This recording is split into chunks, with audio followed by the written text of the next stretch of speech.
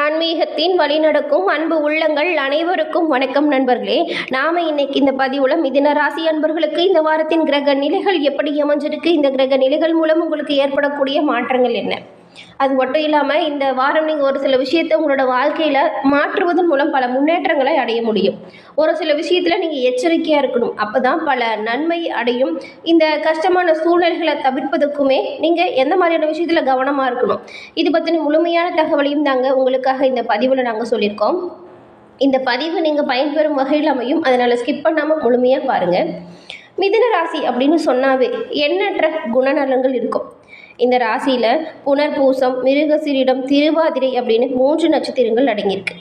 இந்த 3 நட்சத்திரக்காரங்களுமே உங்களோட வாழ்க்கையில் எவ்வளவு பெரிய இன்னல்கள் வந்தாலும் சரி, அது எல்லாமே தீர்வதற்கு புதன்கிழமையில் நீங்கள் பெருமாள் வழிபாடு செய்கிறது உங்களோட வாழ்க்கையில் பல முன்னேற்றத்தை கொடுக்கும். ஆமாங்க, உங்களோட ராசி அதிபதி புதன் பகவான், உங்களுடைய ராசிக்குரிய கடவுள் பெருமாள் அப்படிங்கிறதுனால புதன்கிழமையில் பெருமாள் வழிபாடு உங்களுக்கு சிறப்பான ஒரு வழிபாடாக பார்க்கப்படுது.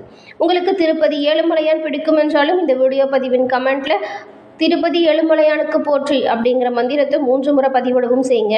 இறைவனின் அருளால் உங்களோட வாழ்க்கையில் நடக்கக்கூடிய அனைத்து விஷயங்களுமே நல்லதாக நடக்க வாழ்த்துக்களையும் இறைவனிடம் பிரார்த்தனையும் மிதுனராசி அன்பர்களுக்காக செஞ்சுக்கிறோம்.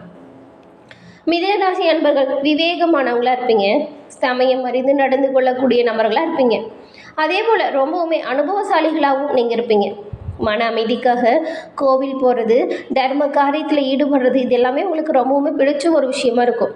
அது மட்டும் இல்லாமல் ஒவ்வொரு நாளையுமே கடவுள் கொடுத்த பாக்கியமாக கருதி வாழக்கூடிய நபர்கள் இந்த மிதுனராசியை சேர்ந்த நீங்கள் தாங்க. உங்ககிட்ட தன்னம்பிக்கை அதிகமாக இருக்கும். உங்களோட மனம் மற்றும் ஆத்ம திருப்திக்காக வாழக்கூடியவங்களாக இருப்பீங்க. அன்பிற்கு கட்டுப்பட்டவங்களாகவும் அன்பு செலுத்தியவங்களுக்காக எதையும் துணிந்து செய்யக்கூடிய நபர்களாகவும் இந்த மிதுனராசியை சேர்ந்து நீங்கள் இருப்பீங்க.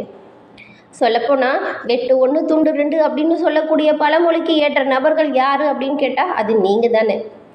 எதையுமே முகத்திற்கு நேராகவே சொல்லிடுவீங்க. பிடிச்சவங்களோட ஆலோசனையை மட்டும்தான் ஏற்று நடப்பீங்க. இவ்வளவு சிறப்பான குணம் படித்த மிதுனராசி அன்பர்களுக்கு எதிர்ப்புகளை எல்லாமே நீங்கள் புத்திசாலித்தனத்தால் முறியடிக்கக்கூடிய புதன் பகவான ராசி அதிபதியாக கொண்ட நீங்கள் உங்களுக்கு இந்த வாரம் சூரிய பகவான் உங்களுடைய 9ஆம் வீட்டில் அமர்ந்திருக்கிறார். நண்பர்களுக்காக தேவையில்லாமல் செலவு செய்யக்கூடிய வாய்ப்பு வரும். அனாவசியமாக ஏற்படுகிற கோபத்தின் மூலம் விரோதமும் அதிகரிக்கலாம். அதே போல் உங்களோட மனைவியிடம் கொஞ்சம் மனம் விட்டு பேசுங்க. கடன் தொல்லை கொஞ்சம் அதிகரிக்கும், கவனமாக இருங்க. சந்திர பகவானோட நகர்வு ஏற்ற இறக்கமான பலன்களை கொடுக்கும். செவ்வாய் 1ஆம் வீட்டில் இருக்கிறார். மனைவி பிள்ளைகளுக்காக தாராளமாக நீங்கள் செலவு செய்கிற மாதிரி இருக்கும். ஆனால் அந்த செலவு விஷயத்தில் எது தேவையான விஷயம், எது தேவையில்லை அப்படிங்கிறத அறிந்து செயல்படுவது புத்திசாலித்தனம். உங்களுக்கு இந்த வாரம் கட்டுமான தொழில் சிறப்பாக நடைபெறும். பந்தயங்களில் வெற்றி பெறக்கூடிய வாய்ப்பு உண்டாகும். புதன் 10ஆம் வீட்டில் இருக்கிறார். வேலை செய்கிற இடத்துல கெட்ட பெயர் வராமல் பார்த்துக்கிறது ரொம்பவும் நல்லது. உங்களோட பணிகளில் கண்ணும் கருத்துமாக செயல்படுங்க. சிலர் இந்த மிதுன ராசியில் உள்ள பெண்களுக்குமே பண செலவுகள் அதிகரிச்சிருக்கும். குரு பகவான் 12ஆம் வீட்டில் இருக்கிறார். இப்போ நீங்கள் செய்கிற தொழிலில் சினம் வரும்.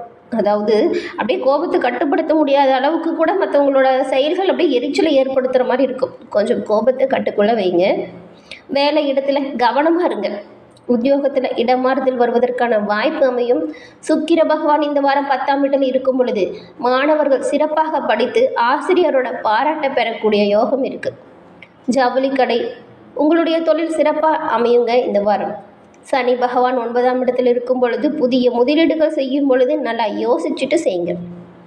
கொடுக்கல் வாங்கல் விஷயத்துலையுமே நீங்கள் ரொம்பவுமே எச்சரிக்கையாக இருக்கணும். மனைவி மக்களின் ஆதரவு மனதிற்கு நிம்மதியை உண்டாக்கும். ராகு 10ஆம் இடத்தில் இருக்கும் பொழுது நினைச்ச காரியங்களை நிறைவேற்றிக்க முடியும். வாழ்க்கையில் ஒரு மாற்றத்தை சந்திப்பீங்க இந்த வாரம். கேது 4ஆம் வீட்டில் இருக்கும் பொழுது மெரிய மனிதர்களின் சந்திப்பு உங்களுக்கு உற்சாகத்தை கொடுக்கும்.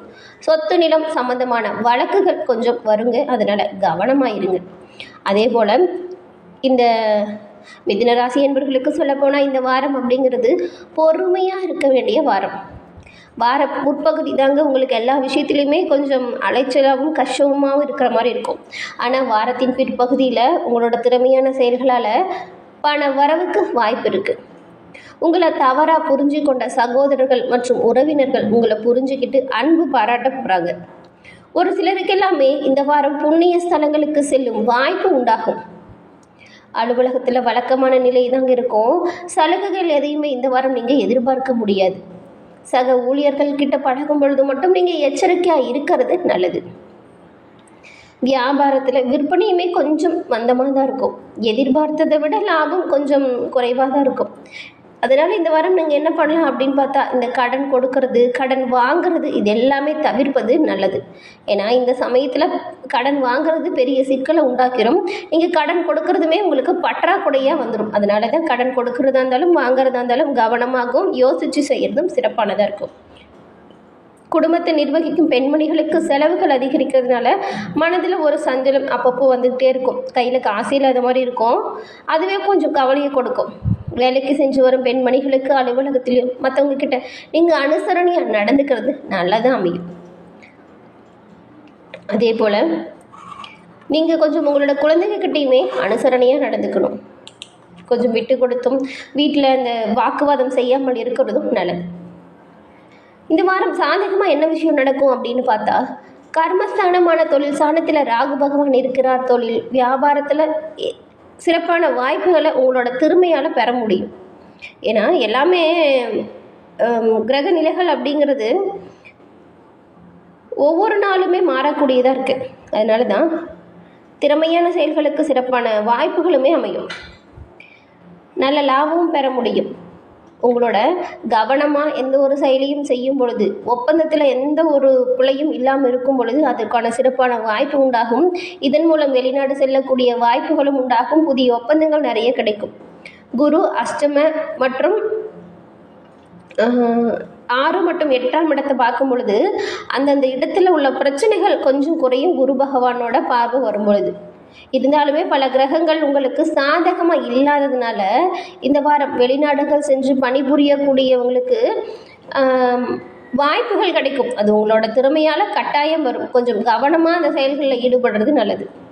மேலும் இந்த வாரம் நீங்கள் எந்த மாதிரியான விஷயத்தில் கவனமாக இருக்கணும் அப்படின்னு பார்த்தா, 12ல் குருவும் ராசியில் செவ்வாயும் 4ஆம் இடத்துல கேதுவும் சூரியனும் சனியும் இணைந்து இருக்கிறதுனால பாக்கிய ஸ்தானத்தில் இருப்பது கொஞ்சம் பிரச்சனையை தரும் அமைப்புகள். அப்படிங்கிறதுனால கவனமாக உங்களோட செயல்களில் இருக்கணும். ஒரு தரத்துக்கு 2 தடவை யோசித்து உங்களோட முடிவை எடுங்க. அதே போல் ஊழியர்களிடம் நிர்வாகத்திடம் பிரச்சனைகளை ஏற்படுத்திக்காதீங்க. கணவன் மனைவிக்குள்ள கருத்து வேறுபாடுகளால் குடும்ப அமைதி குறையலாம். தந்தையின் உடல்நிலையில் கவனம் செலுத்தணும். வாகனத்தில் செல்லும் பொழுது மெதுவாக போகணும். உடல்நிலை ஒரு நாள் இருக்கிறது போல் அடுத்த நாள் இருக்காது. அதில் உடல் நலத்தில் கவனமாக இருங்க. ஆரோக்கியத்தில் கவனம் செலுத்துங்க. முடிஞ்ச அளவுக்கு இந்த வாரம் வெளி உணவுகளை வாங்கி உண்ணாமல் இருப்பது நல்லது. உணவு பழக்க வழக்கங்களை சரியாகவும் முறையாகவும் பின்பற்றுங்க. அதே போல் புதன்கிழமை காலையும் மாலையும் பூஜை அறையில் விளக்கேற்றி நீங்கள் பெருமாளை வழிபடுறதும் நல்லது. பெருமாள் ஆலயம் சென்று உங்களோட பெயரில் அர்ச்சனை செஞ்சுட்டு வாங்க. புதன்கிழமை வழிபாடு பல பிரச்சனைகள் தீரவும் பெருமாள் உங்களுக்கு உறுதுணையாக இருப்பார். அதே போல் ஜாதக ரீதியாக உங்களுக்கு ஏற்படும் பிரச்சனைகள் தீர்க்கவும், ஜாதக ரீதியாக அதற்கான தீர்வு என்ன அப்படின்னு தெரிஞ்சுக்கிறதுக்காகவும் நீங்கள் விரும்பக்கூடிய நபர்களாக இருந்தீங்கன்னா, ஜாதகத்தில் என்ன இருக்குது எப்படி இருக்குது அப்படின்னு தெரிஞ்சுக்கணும்னு நினச்சிங்கன்னா உங்கள் வீட்டில் இருந்தே தெரிஞ்சுக்க முடியுங்க. ஆமாங்க, ஃபோன் மூலியமாகவே உங்களோட ஜாதகத்தை கணிச்சு சொல்லக்கூடியவங்க தான். வரக்கூடிய பிரச்சனைகள் என்ன, அதற்கான தீர்வு என்ன அப்படிங்கிறதுமே நீங்கள் தெரிஞ்சுக்கிட்டா எச்சரிக்கையாக செயல்பட முடியும். நான் சொல்கிற நம்பரை நோட் பண்ணிக்கோங்க. 90 43 63 75 12. இந்த நம்பருக்கு நீங்கள் ஃபோன் பண்ணி உங்களோட ஜாதகத்தில் இருக்கும் டீட்டெயிலை சொன்னாலே போதுங்க. உங்களோட வாழ்க்கையில் இந்த பிரச்சனையாக வந்துச்சு, இனிமேல் வரக்கூடிய பிரச்சனை என்ன, அது வராமல் இருக்க நீங்கள் என்ன செய்யணும், இது பற்றின முழுமையான தகவலையுமே அவங்களுக்கு சொல்லிடுவாங்க. நிறைய பேர் இவங்ககிட்ட ஃபோன் மூலியமாகவே ஜாதகத்தை கணிச்சு இப்போ அவங்களோட வாழ்க்கையில் நல்ல ஒரு நிலைமைக்கு முன்னேறி வந்ததாக சொன்னாங்க. அதனால தான் கஷ்டப்படுற மிதுனராசி அன்பர்களுக்கு இந்த நம்பர் கட்டாயம் உதவும் அப்படிங்கிற நம்பிக்கையில் கொடுத்துருக்கோம். இந்த நம்பரை டிஸ்கிரிப்ஷனுமே கொடுத்துருக்கோம். கஷ்டம் இல்லாமல் நிம்மதியாக வாழ உங்களோட ஜாதக ரீதியான தீர்வுக்கான இந்த நம்பரை நீங்கள் பயன்படுத்தி கொள்ளுங்கள். அதே போல் புதன்கிழமையில் நீங்கள் பெருமாள் வழிபாடு தொடர்ந்து செஞ்சுட்டு வரதுமே உங்களோட வாழ்க்கையில் பல முன்னேற்றத்தையும் வரக்கூடிய காரிய தடைகள் அனைத்துமே விளக்கப்பெற உங்களுக்கு பெருமாள் கட்டாயம் உறுதுணையாக இருப்பார். பெருமாளின் அருளால் நீங்கள் நலமுடன் வாழ வாழ்த்துக்களையும் தெரிவிச்சுக்கிறோம். என்ன நண்பர்களே, இந்த பதிவு நீங்கள் பயன்பெறும் வகையில் அமைஞ்சிருக்கும்னு நினைக்கிறோம். இந்த பதிவு பிடிச்சிருந்தா லைக் பண்ணுங்கள், ஷேர் பண்ணுங்கள், கமெண்ட் பண்ணுங்கள். நீங்கள் இப்போ தான் ஃபஸ்ட் டைம் நம்மளோட சேனலை பார்க்குறவங்களா இருந்தால் மறக்காமல் சப்ஸ்கிரைப் பண்ணி வச்சு கூட வர பெல் ஐக்கானை கிளிக் பண்ணி வச்சுக்கோங்க. அப்போ தான் நாங்கள் போடுற பதிவுகள் நோட்டிஃபிகேஷன் மூலம் தொடர்ந்து உங்களை வந்தடையும் அப்படிங்கிறது தெரிவிச்சுக்கிறோம். தொடர்ந்து பார்த்தமைக்கு நன்றி நண்பர்களே. நன்றி, வணக்கம்.